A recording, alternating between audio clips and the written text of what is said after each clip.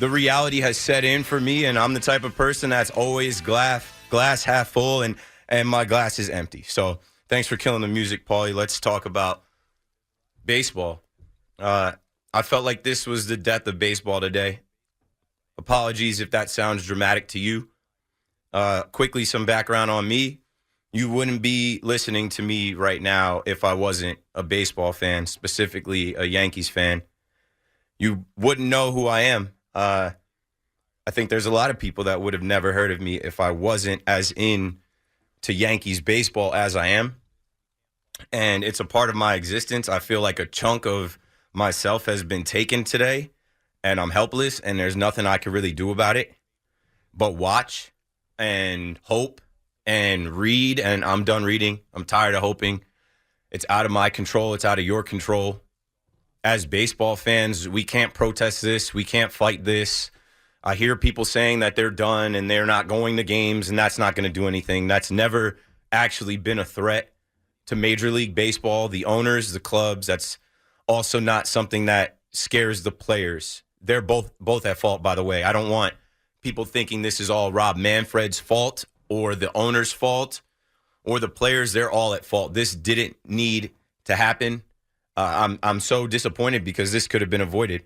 There was plenty of time for them to come to a resolution. There was plenty of time last night for them to get close enough on a deal that they could sign today, and we didn't get there. And I feel like I was fooled, hoodwinked, bamboozled staying up last night. And I'm usually up till about 2 in the morning. This is Keith McPherson. I'm your nighttime host. I'm on till 12 every night. So, last night going home and hearing that they were still meeting, I took that as a positive. Whew, they fooled me, man. They really sold me on, some positive energy that wasn't actually there. They met and they were together for, 15 hours, something like that. And here we are now after the second deadline, right? Yesterday was supposed to be the actual deadline. And then the deadline went from Eastern Standard Time to Pacific Time. And then we're literally watching reporters report on who's walking and who's going from where to where. And I actually had a moment where I laughed. I guess I was laughing through the pain, but I laughed. I was like, they're reporting on who's walking from place to place, and it's getting late now. And the first person to dip is Hal Steinbrenner. And I laughed. I was like, on brand, the Yankees are out. The Yankees dip off. Hal has to prioritize his sleep and his rest. He said, I didn't sign up for a lock-in. I'm going home. You guys got it. I'm not the one holding us up. See you tomorrow. And I'm not laughing now, not blaming Hal, but, just letting you know that last night, baseball Twitter, baseball fans were alive following all the reports from these reporters that have been reduced to hiding behind fences and sneaking around and trying to find any information that they could on this lockout, on these proposals. And none of this makes sense to me. I don't think it needed to come to this. And I'm hurt. I'm not going to lie. Like driving here, I had that eerie feeling, like I couldn't shake it. Like my body, like I had chills. I don't know. I know it's dramatic to say I felt like I was going to a funeral, but I felt like I was going to a funeral. I'm like, I have to go to work and figure out how to talk about this right now. And I'm not in a good spot. And I know that might sound dramatic to some. Somebody's driving right now and they're listening to this and they're like, relax, it's just baseball. But it's not. It's a part of my life. It's the way that I live my life. It's my profession. It's part of my existence. And, something that motivated me to get to this point, from being a little kid in Monmouth County, New Jersey, watching the Yankees growing up, wishing I could be in New York, wishing I could go to Yankee Stadium, wishing I could be around that energy, that championship energy, that winning culture. I just wanted to be in the Yankees universe, and I figured out a way to put myself in there, and we haven't had a proper opening day since 2019. 2020 was washed because of the pandemic. 2021, it was 10% capacity. It was freezing cold. People were, getting rapid tests to get in. I'm trying to spin this whole thing. I don't know. I'm out of spins. I had a timeline in my mind that, okay, here's the way out of it. This is the window. It doesn't matter if they put a deadline on February 28th. If they get this done the first weekend of March, boom, we get players into camp this weekend, and then we start playing games, and baseball is back next week. We can beat March Madness. Selection Sunday is next Sunday, March 13th. We're not beating that. There's no more spins for me. It just seems like doomsday. It seems like the death of baseball. And I know us core fans will run back. I know us core fans will be waiting, but this will have a larger impact. It'll have a lasting effect. I think about the fans that aren't into baseball, right? And I stopped defending baseball years ago because the game of shadows has always been crooked. And Rob Manfred being the face of baseball, it just sits wrong with me. I just don't think he's the right guy to be speaking on our game to our fans. I don't think he represents the players at all. But I'm sure the owners don't mind the business that he does. But either way, I just feel like this is a bad spot for Major League Baseball to be in. I always say I love the game of baseball. I have no love for MLB, and that's because in this current climate in 2022 with social media and all of this coverage and all of this technology, they just refuse to get hip. They refuse to be current. They refuse to just do things the right way. This is not the first thing. There is a long line of issues with Major League Baseball just thinking that they can do their own thing and survive. Well, Mark McGwire, Sammy Sosa, that whole thing that brought us back to baseball in 94 when I was a little kid. Well, it wasn't in 94, but after the 94 lockout, having the Derek Jeters and the Yankees and, the Braves and all these other good teams and good players in the 90s that got fans back into baseball. Well, we're in a complete different place now. There's so much more for kids and adults to watch, to get into, to follow. It's way more competitive now, and I'm sorry if I sound like I'm rambling a little bit, but I just feel like the sport was already dying some. I love baseball. I love the Yankees, and I just can't envision this future that we're heading into where baseball is not America's pastime. It's not one of the top 3 major sports. And it's hard to get a buddy to go to the game with you. It's hard to get people at a party to turn the Yankees on. It's hard to understand why I go to 40 games a year, why I live my life based off of first pitch. When is it? 1:05, 7:05. Why I make plans like spring training is already booked. Going to see the Yankees face interleague teams, booked. The All-Star game in L.A., booked, because I'm a part of the culture. Baseball is a part of my life, and that's all I got to say. I'm sad. I'm disappointed, and I want to hear from you guys. We've got 30, 40 minutes. We'll hash it out. Call me up, 877-337-6666. This is Keith McPherson on The Fan. Baseball messed up completely, and this is your platform as fans to speak out against it. We'll do that right after this break. Call The Fan at 877-337-6666. Powered by Superbook. Better odds and favorable prices.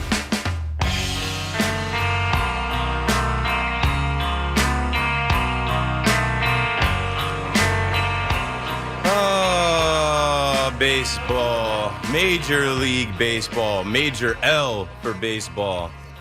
Keith McPherson on The Fan. I'm just thinking about how, Rob Manfred actually just spoke at 5 and made everything worse.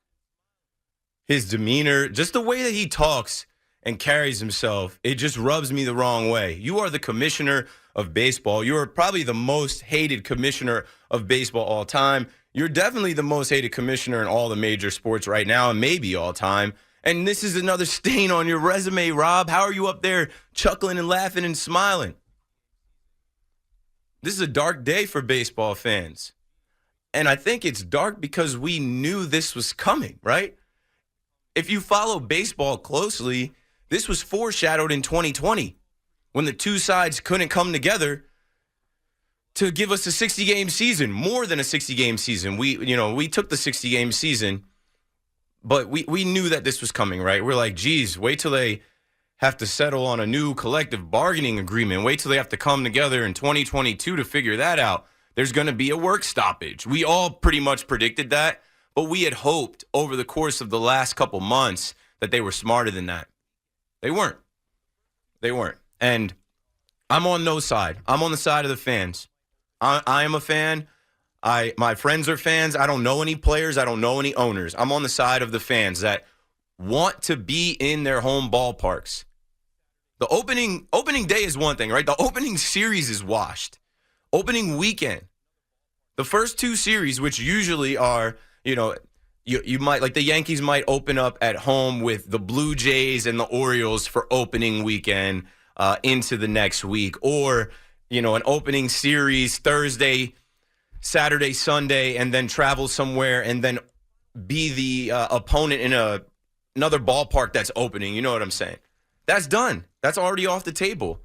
And I feel like it shouldn't be off the table on March 1st. I feel like we had at least a couple more days this week. The players accepted that last offer, which was tabbed as the final offer. There is no final offer. There's no final offer until you get to a resolution. The players have to counter. But now, supposedly, Thursday is when they'll resume talks, and it'll be in New York or whatever. It's like we're going backwards, folks. There are people down there at spring training that book those trips to see games. There are people down there at spring training that have watched this whole process go on. That's not good for baseball. It's not great. The optics are terrible. NFL just had one of the best seasons in a long time. And what they did was add a week. And we accepted it. And it was great. The playoffs, super wild card weekend. It was great. We loved it. The NBA right now is in a great spot. When I say great spot, I mean that there are a lot of competitive teams, and they're not exactly the teams that everyone thought. So that parity in baseball, there's parity in basketball right now. I don't know who's going to win the NBA Finals. Baseball has that every year. What I love about baseball is you don't know who's going to win the World Series. And what got me into baseball was thinking that the Yankees were going to win the World Series every single year. And as I got older and realized that wasn't going to happen, it was like a drug addiction, right? Chasing that high. I want to be there when the Yankees win it again. I was in college the last World Series. Wasn't able to go. Didn't have money to get to the stadium, get in the stadium. Now I'm a grown man. And I've been chasing a World Series and seeing one for a long time. And at this point, who cares? Who cares? These guys messed up big time. Like, there's no reason that the 162 that we all hold so sacred is now compromised. And we don't know. We have no answers as fans. Are they going to figure out how to make up games? No. What are we dealing with? Every day, this thing gets worse. Let's take another break, and when we come back, we'll take your calls quickly. This is Keith McPherson on the Fan. I'll be right back. You count the days of winter. How many days till pitchers and catchers? How many days till spring training? Those are washed. How many days till opening day? It's gone. The damage has been done. And we won't see the effects of this right away. It's going to be over time. And I think they have more time than they actually have. But, I can't accept this. You can't undo this. This is wrong. The baseball season shouldn't have been compromised. These guys had plenty of time, and they waited till the very last minute. And then they played with our emotions. I told y'all last night, we're pawns in this as fans. We're just pawns. All that excitement last night online was driven by fans. Fans read into it. Oh, they're meeting for this long. Oh, they're staying there. They must be ordering pizzas and subs and locking themselves in until they get a deal. Good. Finally. A sense of urgency. It was all a facade. And Rob Manfred and these owners, they've been playing foul like that the whole time. And the players, I get. The players are focused on staying united for the future, and the future players, they're not just going to accept anything. So here we are as fans. Let's get to some calls. My guy, Feo, lead us off. Feo's down in Jacksonville, Florida. What's up, bro? You're on the Fan. Hey, Keith. How are you? Not good. You probably can imagine exactly how I am. I know. I know there's a lot of anger, and you're probably going to get some anger calls and some rage, and I'm not going to give that to you because I'm not going to give that to MLB.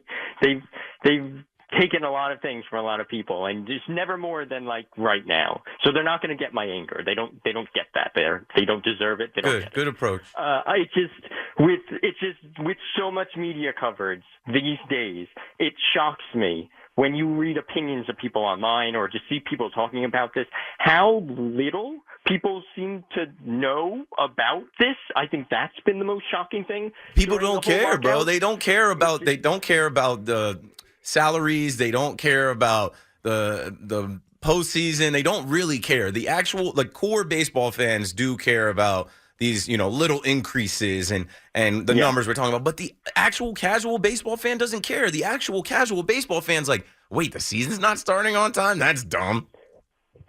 I guess the thing that was most shocking to me, that is really the reason I think how we got here, that people don't know, is just that the players last time they came into this feeling so screwed over by the last deal that they agreed to, but they felt that they were screwed over by it.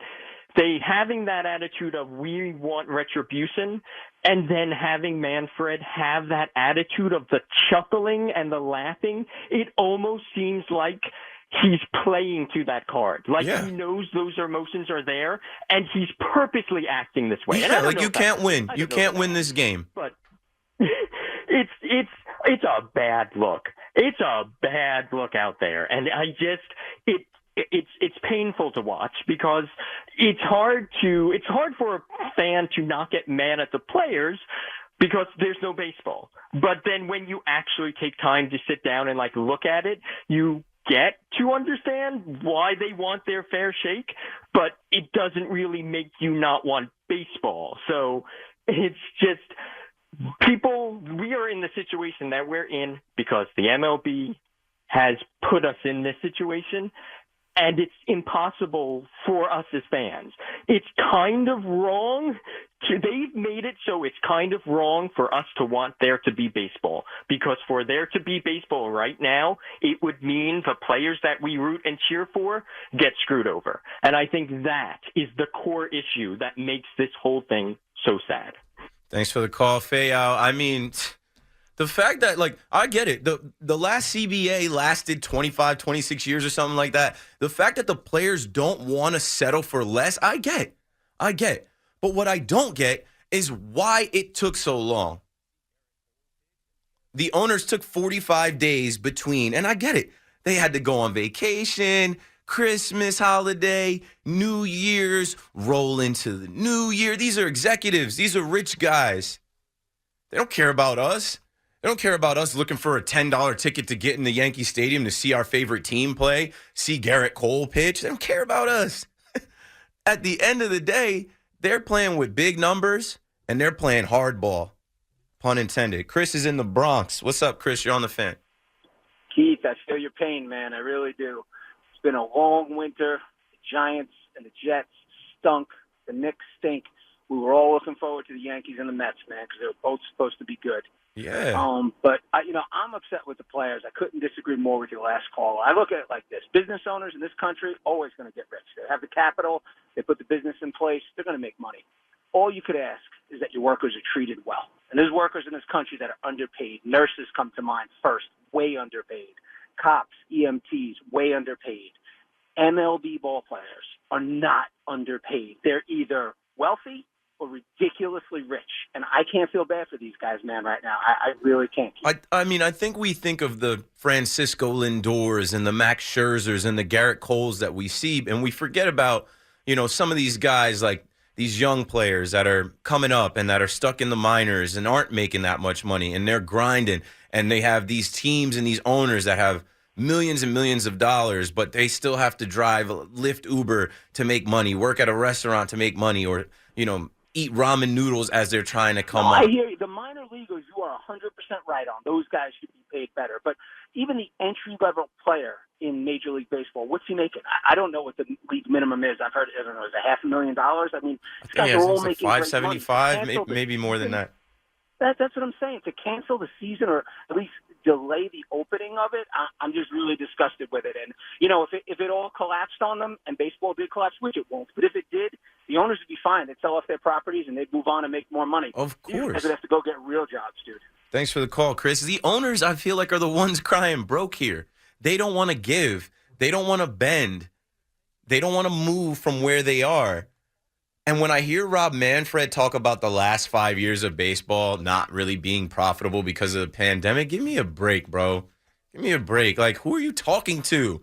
That's another thing. Like, Rob Manfred consistently insults people's intelligence. Like, we're not watching all of this and paying attention to all of this for years. Who are you talking to, Rob? Danny out in Queens, help me out, man. You're on the Fan. Hey, buddy, thanks. Listen, before we start, that Mickey Rivers interview the other day was awesome. Thank you so much for that, bro. He was so excited. He was so engaged. Thank you. I'm glad you enjoyed it. I tried to, bring us some fun and some joy and bring an old-time Yankee in to relive some moments and not focus on this lockout, but here we are. He was so kind and engaging to the callers, but I don't want to. He did me a huge solid. He's great. Yeah, to bring you on a second point, I knew I liked you as a host because I don't agree with everything you say and do, but you make me keep coming back, so I enjoy your show. So thank you for that. Thanks. I appreciate it. So the point is, fans will come back. You said the key thing before. Fans will come back because this is our favorite sport and this is what we want. And the owners know that. They don't care about us. They've never cared about us. We will come back. We will grumble and cry, and we will definitely come back because this is what we want. Only need 30,000 people in the ballpark for it to sound loud and look full. Yeah, you'll find 30,000 people in New York to go to Citi Field, go to Yankee Stadium every game for the most part once it gets back up and going. I know that. I know that. But this is a stain, and it's hard to remove this stain. But Keith, think about it. You referenced it before when they came back after the last stoppage, and they had that steroid era of a home run derby, and those guys, allegedly, we brought the country back, and everybody was happy, and oh my God, how long was that going on before we said, we forgot that they put us out on strike and they left us on the streets? Nobody cared. I know, but it was a different time. 94 was such a different era. Like, so much has changed. I just don't think baseball can recover in the same way. And it's funny, right? How did they recover? 2 steroid users mashing home runs. Chicks dig the long ball. Home runs every game. Follow the home run chase. Sammy Sosa, Big Mac. And then years later, it's like, oh, well, no, those guys cheated. Dude, we'll go back. They'll find a way. The fans will fall back into place.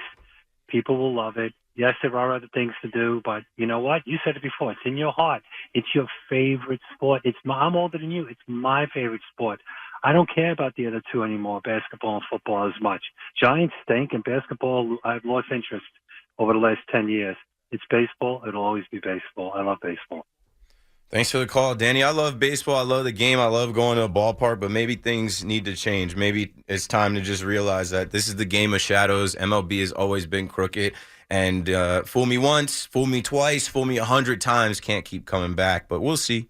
This is Keith McPherson on the Fan. I was thinking about last year. I bought the first 11 or 12 games outright at Yankee Stadium because I didn't know what the resale market was going to be. We were returning to the stadium after a year off, COVID restrictions, 10% capacity, whatever. So I just bought the tickets, like whatever. I want to make sure I'm in there. And I left the stadium cold and mad almost every game. The Yankees lost a bunch of those games. And even the games that they won, there was just stupid things that happened, errors, bad throws, strikeouts, pitchers getting rocked, whether it was Kluber or Tyone or whatever. So I guess, as I'm trying to come out of this and be positive, I guess I won't miss April. No, it doesn't make any sense, man. There's no way to make any sense of this. Let's go to the phones. Dylan, out in Floral Park. What's up, man? You're on the Fan. Hey, Keith. How's it going? Been better. Been way better. Yeah. I wasn't even going to ask because I knew. But so I'm a diehard Mets fan. I was born with you with the love of baseball thanks to my late father. My wife, she's up in Syracuse. She hated baseball. But after bringing her to Mets games, I brought her around, and now she's a big fan, too. She's got the DeGrom jersey and everything. And I'm a teacher. And what I see is kids just watching during lunch, nonstop content of the NFL, basketball. That's what the MLB needed was 162 games, get highlights of Fernando Tatis every day, and kids will be watching on YouTube, and that's how you grow the game. Can I say something for a minute, Dylan? MLB Absolutely. also made a mistake with all of that. years ago when they hoarded all of their content and they went to BAM and they basically flagged people. Like I remember Barstool Big Cat was trying to put clips out of the Chicago Cubs game, home runs and different things going on. And they flagged him like, no, you can't use our content. And that was like 2012, 2013. And that slowed them from getting to where we are now, where these kids have on demand. They can watch every shot Steph Curry ever took on their phone. Absolutely. They're just out of touch.